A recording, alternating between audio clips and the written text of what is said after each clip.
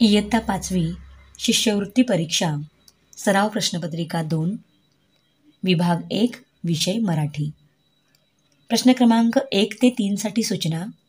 खालील उतारा काळजीपूर्वक वाचा व त्यावर आधारित प्रश्नांची उत्तरे दिलेल्या पर्यायातून शोधा. जीवनात संतृप्तता असायला पाहिजे. काल वाचलेल्या वर्तमानपत्राची आज रद्दी होते. आज वाचलेल्या वर्तमानपत्राची उद्या रद्दी होईल.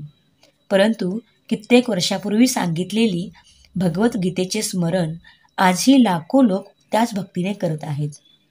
उपनिषदे, दासबोध, भागवत, ज्ञानेश्वरी आदी ग्रंथांचे पारायण आजही त्याच भक्तीने भाविक करत आहेत.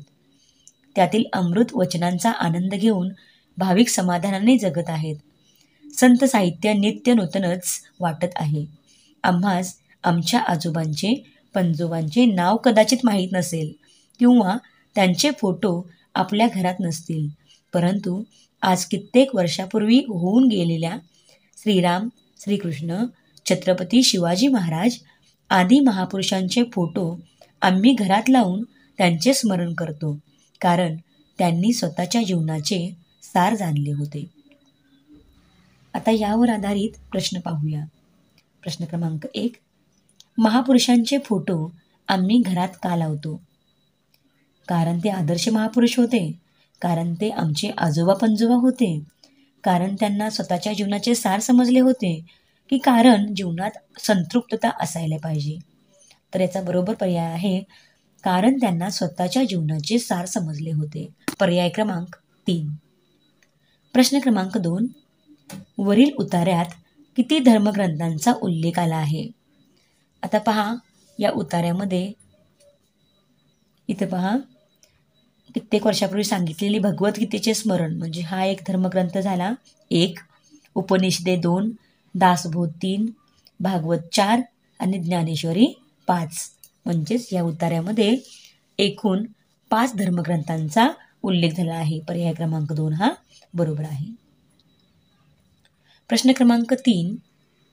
आठवण या अर्थाचा कोणता समानार्थी शब्द उतार्यात आला आहे? आठवण म्हणजेच काय? तर स्मरण, म्हणजे इथं पर्याय नंबर 1 हा बरोबर आहे. प्रश्न क्रमांक 4. विद्यार्थ्यांना चित्राचे निरीक्षण करायला सांगावे. अधोरेखित शब्दाचे लिंग ओळखा. आता इथं अधोरेखित शब्द आहे चित्राचे. चित्राचे हा पुल्लिंगी आहे, स्त्रीलिंगी आहे की नपुंसकलिंगी आहे? आपण तो चित्र असं म्हणतो का? नाही. ती चित्र म्हणतो का? नाही. पण आपण बोलताना बोलतो की ते चित्र, म्हणजे चित्र हा जो शब्द आहे हा नपुंसकलिंग आहे, म्हणजे त्याचे लिंग जे आहे ते नपुंसकलिंग आहे. म्हणजेच पर्याय नंबर 3 हा बरोबर आहे. प्रश्न क्रमांक 5. निश्चितपणे अनेक वचनी शब्द ओळखा. पर्याय दिलेले आहेत पाऊस, पंती, दिवा, मैदान. आता पाठीमागून पुढे येऊया. आता मैदान, भरपूर सारी मैदाने असतील तर आपण काय म्हणतो त्याला? ती मैदाने. ठीक आहे. ते दिवे, त्या पंत्या. पण पाऊस हा एकच शब्द असा आहे जो अनेक वचने आहे. आपण थोडा पाऊस किंवा जास्त पाऊस असं म्हणतो, पण पाऊस हा नेहमी अनेकवचनी शब्द म्हणून संबोधला जातो. म्हणजे इथं पर्याय नंबर 1 हाच बरोबर आहे. प्रश्न क्रमांक 6. पाय लटपट कापणे या वाक्यप्रचाराचा खालीलपैकी बरोबर अर्थ कोणता? असा प्रश्न आहे. पर्याय दिलेले आहेत खूप भीती वाटणे, भीतीने पाय थरथर कापणे, खूप घाबरणे आणि पायात जीव नसणे. तर बरोबर पर्याय आहे भीतीने पाय थरथर कापणे, पर्याय नंबर 2. म्हणजेच काय? पाय लटपट कापणे. प्रश्न क्रमांक 7 ते 9 साठी सूचना. खालील कविता वाचा व त्यावर आधारित प्रश्नांची उत्तरे दिलेल्या पर्यायातून शोधा. नदीच्या शेजारी, गडाच्या किंडारी, झाडांच्या ओळीत, वेळूंच्या जाळीत, दिवसा दुपारी, जांभळी अंधारी, मोडके देऊळ, त्यावरी पिंपळ, कोण गे त्या ठाई, राहते गे आई, चिंचांच्या शेंड्यांना, वडांच्या दाड्यांना, ओढोनी हलवी, कोण गे पालवी, कोटे गे जोराने, मोठ्याने मोठ्याने, शिळ गे वाजवी, पाखरा लाजवी, सारखे किती वेळ, ऐकू येती शिळ, वाळली सोनेरी, पाने गे चौपरी, मंडळ धरुनी, नाचती ऐकोनी, किती मी पाहिले, इतकेची देखिले, झाडांच्या सावल्या नदीत कापल्या, हाका मी मारल्या वाकोल्या ऐकल्या, उरात धडधड धावता मी पडे, पळालो तेथून कोण ए मागून. आणि या कवितेचे कवी आहेत भारा तांबे. ठीक आहे. आता यावरून आपण काही प्रश्न सोडवूया. प्रश्न क्रमांक 7. कवितेतील मंडळ या शब्दाचा अर्थ खालीलपैकी कोणता? आता कवितेमध्ये मंडळ कुठं आलेलं आहे पहा. मंडळ धरुणी नाचती एकोणी. मंडळ धरुणी म्हणजेच काय, तर गोलाकार हात धरून म्हणजेच मंडळ. म्हणजे कवितेतील मंडळ या शब्दासाठी अर्थ आहे गोलाकार, पर्याय नंबर 2. प्रश्न क्रमांक 8. या कवितेचे कवी भारा तांबे यांना काय म्हणतात? किंवा इतर रिकामी जागा दिलेली आहे आणि आपल्याला तो शब्द भरायचा आहे. तर कवितेचे कवी भारा तांबे यांना दानकवी असे संबोधतात. म्हणजेच पर्याय क्रमांक 1 हा बरोबर असेल. प्रश्न क्रमांक 9. कवितेत म्हटल्याप्रमाणे वडांच्या दाड्या म्हणजे डॅश डॅश. तर वडांच्या दाड्या म्हणजेच कवितेमध्ये वडांच्या पारंब्या असं कवीला म्हणायचं आहे. त्यासाठी त्यांनी दाड्या हा शब्द वापरलेला आहे. प्रश्न क्रमांक 10. बिरसाचे आई वडील शेतमजूर होते या वाक्यातील अधोरेखित शब्दातील विरामचिन्ह कोणते? आता आई आणि वडील यांच्यामध्ये हे जे चिन्ह आहे या चिन्हाला काय म्हणतात? तर या चिन्हाला संयोग चिन्ह असे म्हणतात. म्हणजे तिथं पर्याय नंबर 3 हा बरोबर असेल. प्रश्न क्रमांक 11. खालील पर्यायातील अशुद्ध शब्द ओळखा. तर पहिला शब्द आहे निरीक्षण, पक्षी, व्यक्ती आणि पोलीस. आता यामधील पहिला, दुसरा आणि चौथा पर्याय हा बरोबर आहे. पण व्यक्तीमध्ये ती जी आहे त्याला दुसरी वेलांटी हवी होती, पण इथं पहिली वेलांटी आहे. म्हणजे तिथं पर्याय नंबर 3 हा बरोबर आहे. प्रश्न क्रमांक 12. बागेत गेल्यावर मला एक आळी दिसली या वाक्यातील विशेषण ओळखा असा प्रश्न आहे. आता विशेषण म्हणजे काय, तर नामाविषयी अधिक माहिती सांगणाऱ्या शब्दाला आपण विशेषण असे म्हणतो. आता इथं जर हे आळी हे जर नाम घेतलं तर या आळी या नामाविषयी अधिक माहिती कोणता शब्द सांगतो?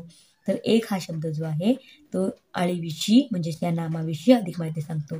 म्हणजेच एक हे जे आहे ते विशेषण आहे. म्हणजे पर्याय नंबर 1 हा बरोबर आहे. प्रश्न क्रमांक 13.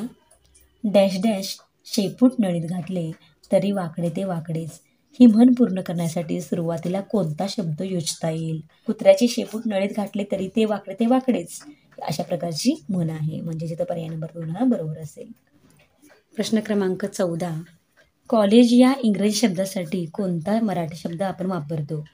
तर पर्याय आहेत शाळा, महाविद्यालय, वसतिगृह, शिक्षण. तर कॉलेज या इंग्रजी शब्दासाठी महाविद्यालय हा आपण मराठी शब्द वापरतो. पर्याय नंबर 2 हा बरोबर असेल. प्रश्न क्रमांक 15. खालील जोडशब्द पूर्ण करा. साधू.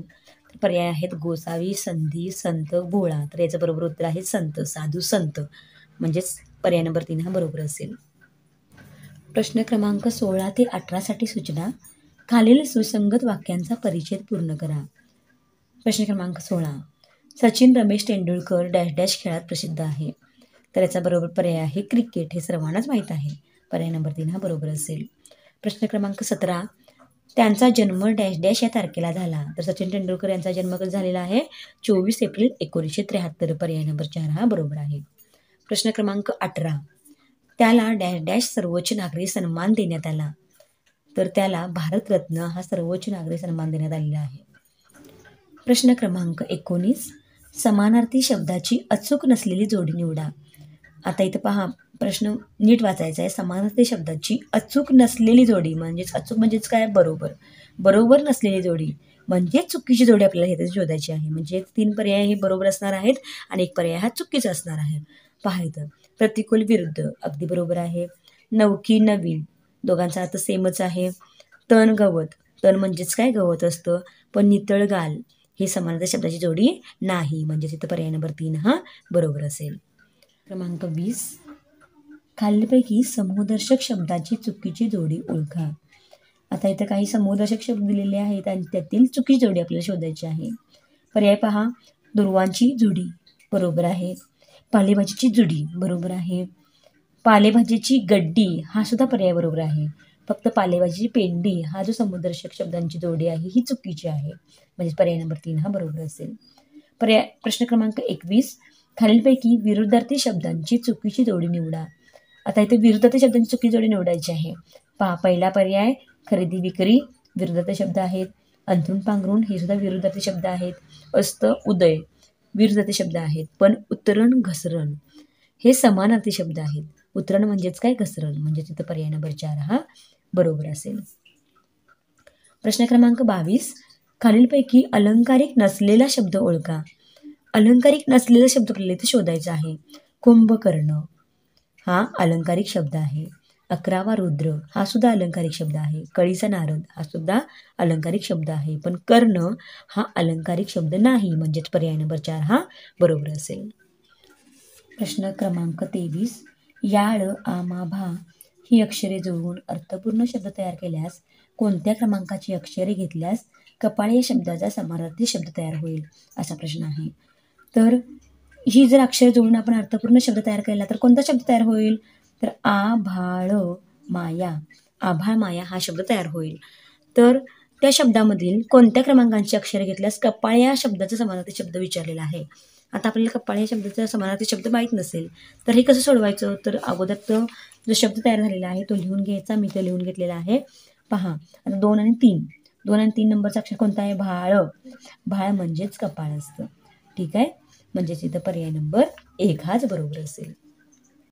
प्रश्न क्रमांक 24, खालील शब्दांपैकी कोणत्या शब्दाला कारक हा प्रत्यय लावता येणार नाही. आता पाहूया पर्याय. अन्याय, अन्यायकारक होऊ शकतं. सुख कारक होऊ शकतं. दुःख कारक होतं का, नाही. दुःखदायक असं आपण म्हणतो, दुःखकारक असं म्हणत नाही. अपाय कारक होतं, म्हणजेच दुःखदायक होतं, दुःखकारक होत नाही, म्हणजेच पर्याय नंबर 3 हा बरोबर असेल. प्रश्न क्रमांक 25, पुढीलपैकी गीत व कवी यांची अचूक जोडी निवडा. आता गीत आणि त्यांचे कवी दिलेले आहेत आणि अचूक जोडी निवडायची आहे, म्हणजेच काय, बरोबर जोडी निवडायची आहे, चुकीची जोडी निवडायची नाही. तर पर्याय क्रमांक 1 पहा, राष्ट्रगीत. राष्ट्रगीत हे बंकिमचंद्र चटर्जी यांनी लिहिलं का, नाही. तर राष्ट्रगीत हे रवींद्रनाथ टागोर यांनी लिहिलेलं आहे आणि वंदे मातरम हे बंकिमचंद्र चटर्जी यांनी लिहिलेलं आहे, म्हणजे दोन्ही पर्याय चुकीचे आहेत. आता इथं तिसरा पर्याय पहा, जगाला प्रेम अर्पावे साने गुरुजी. अगदी बरोबर पर्याय आहे. जगाला प्रेम अर्पावे हे गीत जे आहे हे साने गुरुजी यांनीच लिहिलेलं आहे. आणि चौथा पर्याय पहा, या भारतात बंधुभाव हे संत गाडगेबाबा यांनी नाही तर संत तुकडोजी महाराज यांनी लिहिलेलं आहे, म्हणजेच प्रश्न क्रमांक 25 याचे बरोबर पर्याय आहे पर्याय क्रमांक 3, जगाला प्रेम अर्पावे साने गुरुजी.